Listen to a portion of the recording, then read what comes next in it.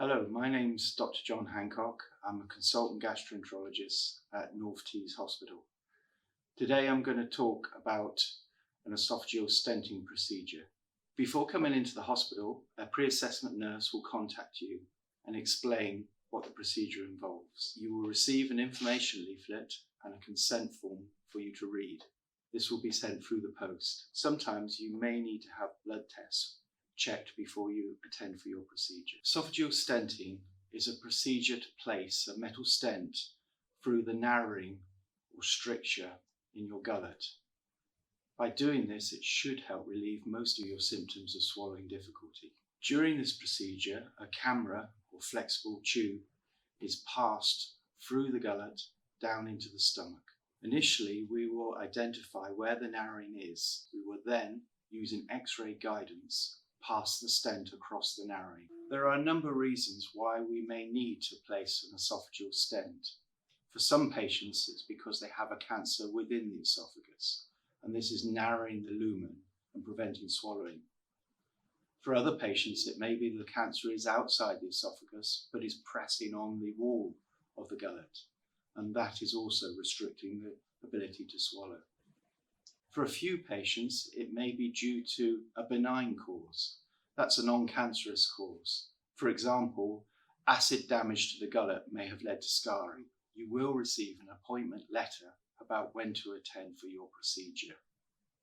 We will ask you to fast for 6 hours prior to the procedure. On the day of the procedure, you will arrive at the reception area in the endoscopy unit. A nurse will meet you and they will go through your history and ask you relevant information about your medical problems and what medications you are on.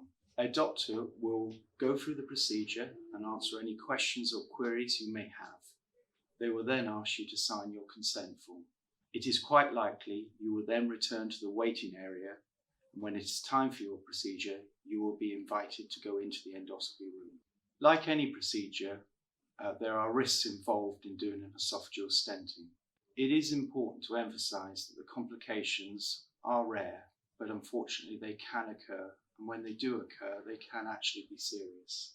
We have a duty to explain these procedures to you, but we do also want to reassure you, for the vast majority of patients, the procedures pass without significant complications. The most important complications are pain. And it is quite common that a number of patients, after the stent is placed, will have some pain or discomfort.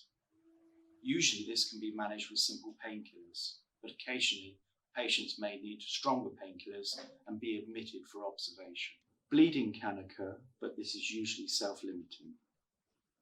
An important complication, which can be serious, is a perforation or tear.